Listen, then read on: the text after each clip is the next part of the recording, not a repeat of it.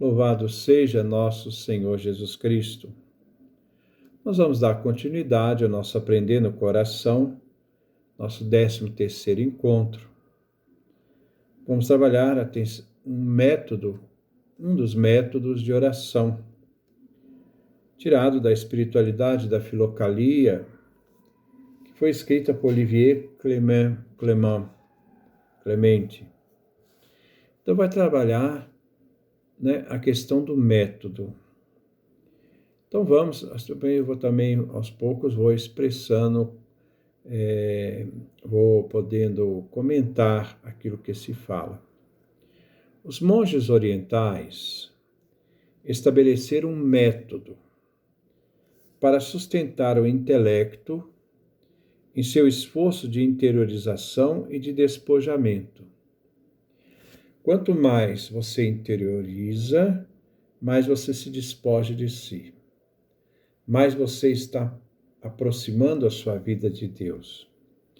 Este método utiliza posições e ritmos do corpo, bem como uma breve invocação, no mais das vezes centradas no nome de Jesus.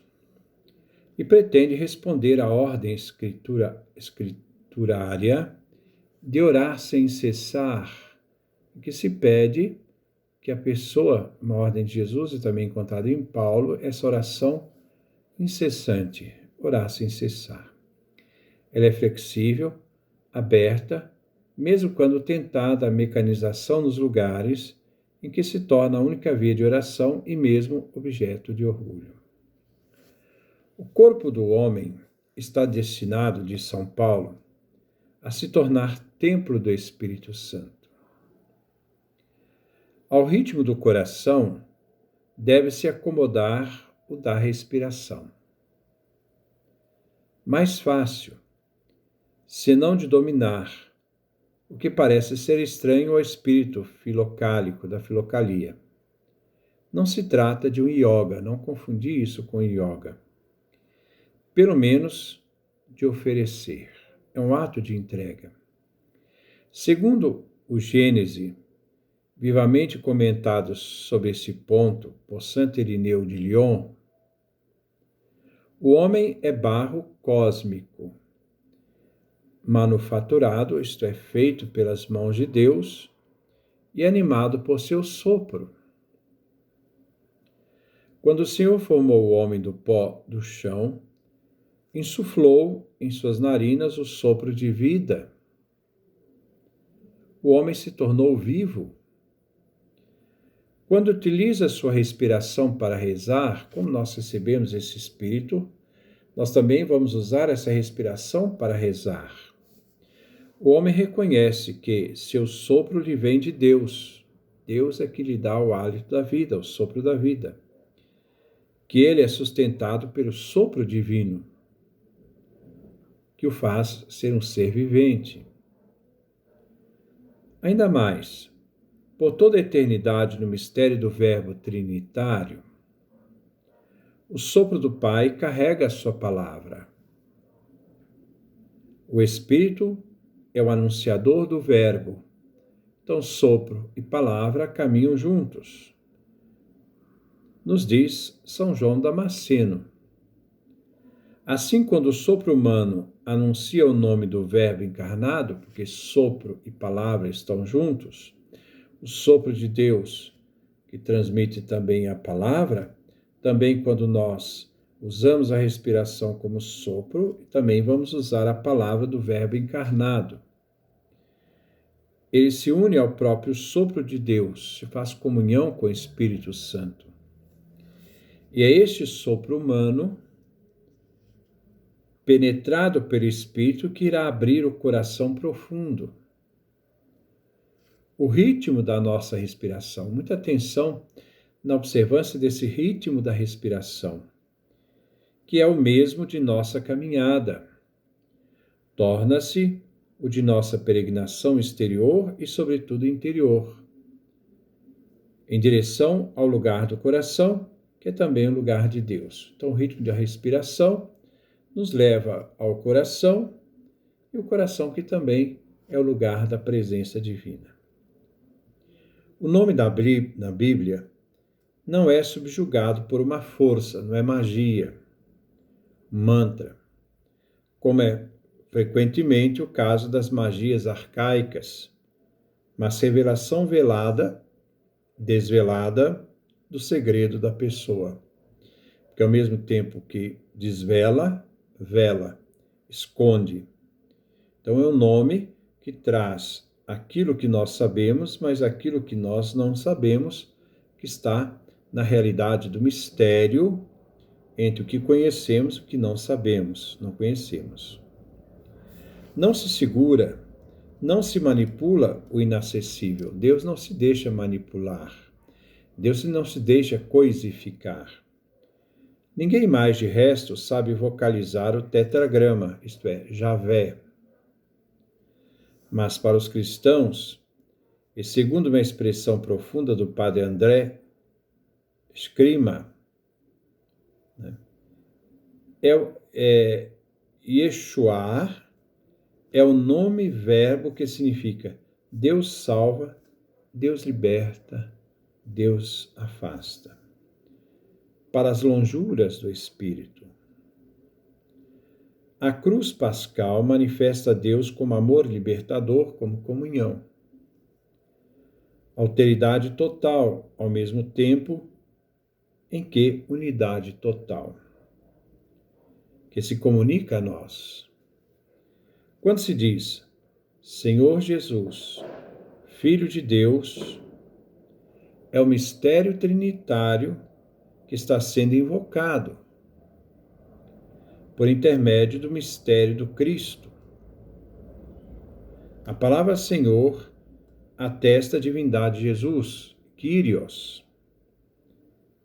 A palavra Deus, Filho de Deus, como em todo o cristianismo original, designa o Pai, fonte da divindade. A palavra Cristo, Messias ungido, se refere à unção do Espírito, ao Espírito como unção.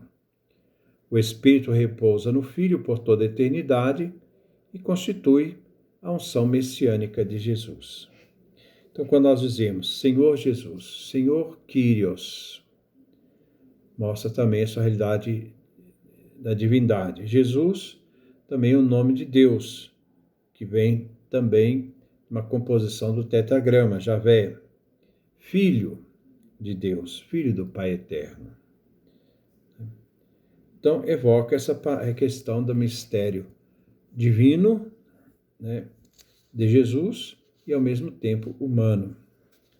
A ordem de orar sem cessar, ordem de Jesus, retomada por Paulo, supõe que a prece representa o próprio ser do homem, a relação que o constitui, a resposta ao apelo que o torna imagem de Deus. Então, está sempre buscando nos perceber que ao momento que nós estamos naquela oração, naquela realidade de acompanhamento do gesto da respiração, do sopro divino, da palavra, que é Jesus Cristo, diante daquela realidade, nós estamos já dentro de uma realidade, e participando dessa relação com a realidade de nos tornar esta imagem de Deus na nossa oração. Com certeza isso vale parcialmente também para o cosmos, mas este, como dizia Orígenes, é um logos a logos, um logos que não pronuncia nada, a palavra. E é ao homem que cabe expressar sua celebração sussurrada na oração. O método remonta provavelmente ao monaquismo original, primitivo. Podemos dizer aos primeiros tempos do cristianismo, por ser muito antigo, sem dúvida evangélico, o símbolo do peixe. O símbolo do peixe, Irti, significa Jesus Cristo, Filho de Deus Salvador. Sugere com efeito Jesus Christos Teur Huios Sater, Filho de Deus Salvador. Ou seja, Jesus Cristo, Filho de Deus Salvador. podemos dizer, salva-nos. Desde os primeiros tempos do monaquismo, encontramos a repetição de fórmulas curtas, que eram base para poder fazer esse ato de entrar dentro de nós e chegar ao momento do silêncio interior. Quais são as fórmulas curtas que nós encontramos na antiguidade? Senhor, como quiseres e como sabes, tem piedade. Ou, glória a ti, Senhor. Ou a frase de um salmo, como por exemplo o que recomenda Cassiano: meu Deus, vem em meu auxílio, apressa-te em me socorrer. Como também o Kyrie eleison, Senhor, tem piedade. Lembrando que eleison, tem piedade, evoca não a comiseração, mas a presença, carinho e misericórdia daquele que perdoa. Perguntaram ao abade Macário, como orar? Então, o que Macário responde? Primeiro, não há necessidade de se perder em palavras.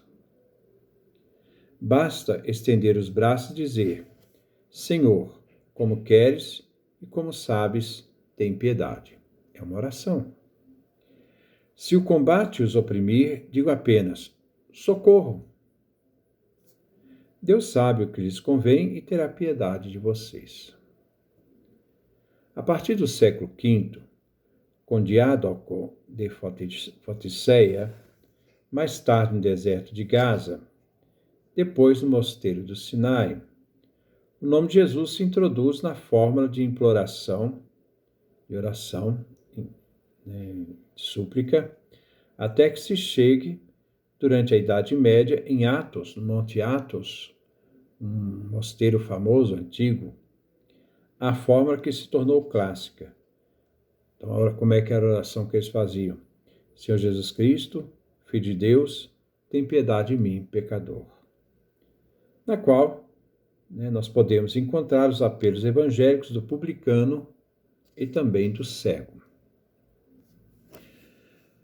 A utilização de uma fórmula breve para pacificar e concentrar o intelecto é universal. Então, os textos do monaquismo antigo já sugerem uma ligação da prece com a respiração. Então, unir a prece ao ato de respirar. Santo Antão chamou seus companheiros e lhes disse: respirem sempre a Cristo. O ato de respirar, e naquele momento de respirar, está sempre respirando o próprio Cristo. O nome de Cristo, que é centrado no ato de respirar. Que a memória de Jesus se une inteiramente à sua respiração. Então, colocando a mente em Jesus, o intelecto em Jesus, se deve unir à respiração e você conhecerá o significado do silêncio. Chamar a Jesus equivale a tomar, pouco a pouco, consciência de sua presença nas moradas do coração. Nós vamos ver essa realidade do Cristo que vai entrando cada vez mais na nossa intimidade. Mantenhamos sempre os olhos no fundo do nosso coração, com uma lembrança incessante de Deus. No entanto, o método não foi escrito, e sempre de um modo incompleto, senão nas épocas mais perturbadas, quando a transmissão de mestre a discípulo estava comprometida. Isto equivale aos séculos XIII e XIV, quando da agonia do Império Bizantino e ao final do século XVIII, quando a renovação filocálica da filocalia encerrou um período grande de decadência. Os textos de que dispomos remontam. Os textos que nós temos, o que nos pede? Sentar-se no local afastado, calmo e silencioso. Esse é um método, Enquanto que os ofícios litúrgicos e dos salmos são rezados em pé. A oração não. A postura recomendada consiste numa inclinação da cabeça, curvando as espátulas. espáduas, com o olhar interior fixado no coração.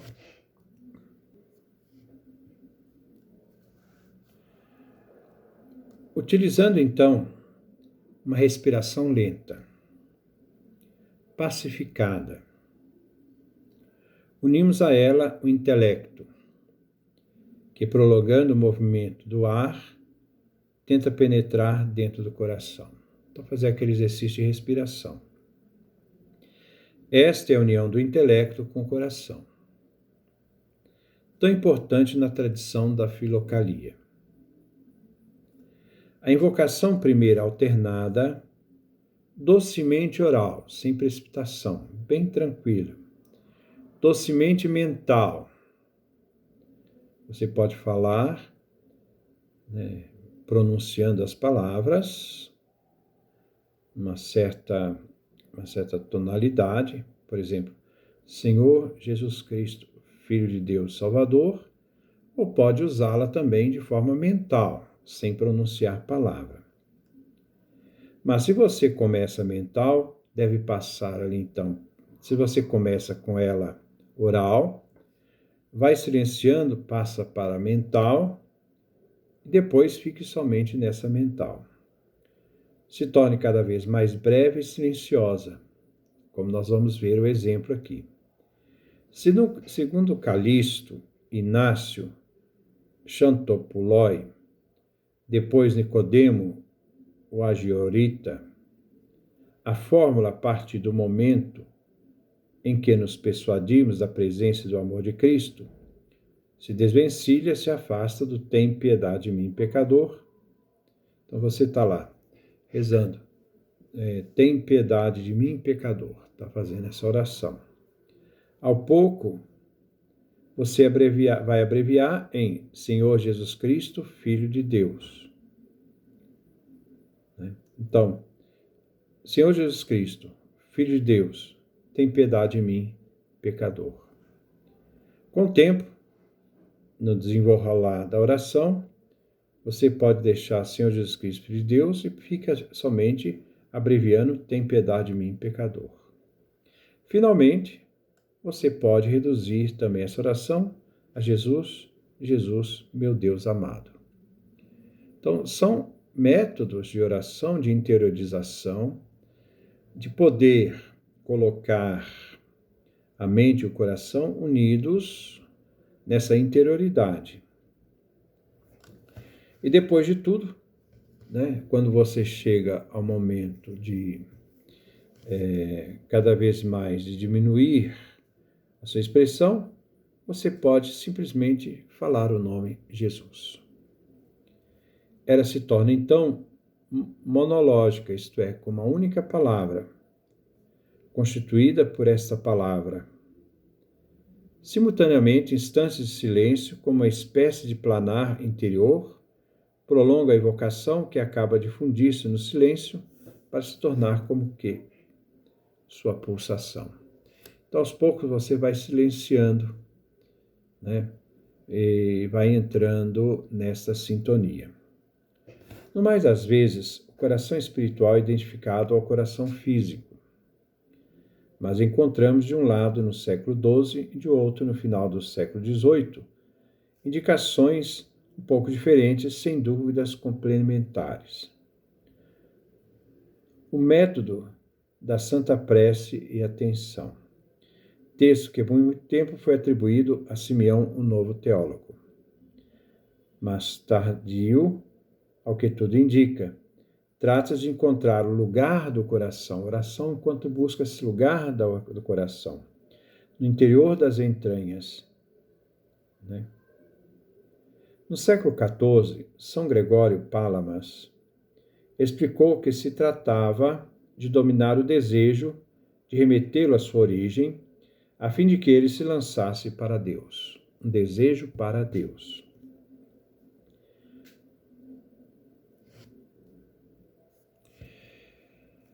Então sabemos que na Bíblia a misericórdia se exprime entre outras formas, pelo plural enfático. O útero é atribuído como a interioridade. O rim também era usado como alteridade. Mais adiante, Gregório Sinaíta aconselha para evitar uma certa mecanização. Então, como é que nós podemos evitar a mecanização da oração? Alternar entre Senhor Jesus Cristo, tem piedade de mim e Filho de Deus, tem piedade de mim. Alternando para não virar uma coisa mecânica. Somente Nicodemo, o agiorita, em seu inquirídio, seu manual, propõe que se diga toda oração em uma longa inspiração, sugerida por uma certa retenção, rejeitando-se a seguir o ar. Rapidamente, pois a expiração, diz ele, dispersa a tensão. Então vamos ver como é que Nicodemo fazia. Faça a oração respirando. Então puxe o ar e vai colocando a oração que você está rezando. Jesus, filho de Davi, tem piedade de mim. Segura, depois solta o ar bem lentamente. Mas ele diz que o soltar o ar pode dispersar a tensão. Então tem muita atenção nisso também. Somente no século XIX, os célebres relatos de um peregrino russo, que foi escrito entre 1855 a 1860, e sob sua aparente simplicidade, denota um marcante conhecimento da vida monacal. Encontramos a indicação que todos, ou quase todos, utilizam hoje em dia dizer Senhor Jesus Cristo, ou Senhor Jesus Cristo, Filho de Deus, na inspiração, e tem piedade de mim, pecador, na expiração. Então, eu inspiro, puxo o ar, dizendo Jesus Cristo, Senhor Jesus Cristo, Filho de Deus. Seguro um pouco, depois solto o ar bem lentamente. Tem piedade de mim, pecador, na expiração. O peregrino recomenda também de sincronizar cada sílaba com a batida do coração. Então, você vai percebendo a batida do coração. Então, Senhor, uma batida. Jesus, outra batida. Cristo, outra batida. Filho de Deus, outra batida. Aí você segura e solta e vai falando. Tem uma batida. Piedade de mim, uma batida. Pecador. Assim, sentindo o ritmo do coração. Podemos agora antecipar algumas conclusões. O método corporal não é absolutamente visto como necessário pelos mestres da tradição da Filocália. As diferenças e imprecisões que observamos relativizam essa prática e lhes retiram o caráter sistemático e detalhado que observamos no yoga e na meditação transcendental. Mas aqui não se trata de yoga nem meditação transcendental. Trata-se de meio, não mais que auxiliares. Então vamos ver isso como meio auxiliar para chegarmos ao silenciar o coração, para chegarmos à intimidade com Deus. E nada seria pior o que os objetivar fora da relação que elas favorecem. Ao contrário, a utilização sistemática, voluntária dos batimentos cardíacos, é uma realidade que ajuda a gente a perceber o ritmo. Devemos nos contentar, portanto, como já aconselhava Nicéforo Solitário, em rezar como respiramos. Então, rezar como respirando, ou seja, no ritmo da respiração. Mais adiante, ele diz: para isso, nós devemos ajudar o homem moderno a se religar ao mistério com os próprios ritmos do corpo. Porque buscar essa harmonia, esta unidade do corpo, mente, coração, muitas vezes totalmente dissociado que nós temos diante dessa confusão, desse mundo que cada vez mais toma conta da gente. Despertar do coração comunica a paz e a luz e as faculdades e aos sentidos. Isso ajuda muito também a desestressar. Quanto aos batimentos do coração, ao invés de serem sentidos na angústia de sua precariedade, eles atestam a vida concedida e perdoada. Eles nos permitem cantar com o tamborim e a harpa. Então, quando nós vamos sentindo o nosso coração, é como se nós estivéssemos cantando para Deus, usando as batidas do coração como um tamborim, como uma harpa. Tamborim do coração, vibração do sangue, líquido como as águas primigênias da origem, salgado como o oceano de onde nasceram os vivos, vermelho como o fogo do Espírito, abrasando a água nas bodas de Caná. Então, é um método de oração interessante, porque a gente pode começar aos pouquinhos, vai criando essa disciplina, pode começar, quem sabe, 5 minutos, depois 10 minutos, depois 15 minutos. Isso vai ajudando a gente a entrar em sintonia conosco mesmo, na unidade de nós mesmos, e podermos participar, ser inseridos nesse mistério, até chegar ao silêncio, e no silêncio a esse encontro divino com nosso Senhor. Que Deus nos dê a sua graça, a sua bênção, sua face resplandeça sobre nós.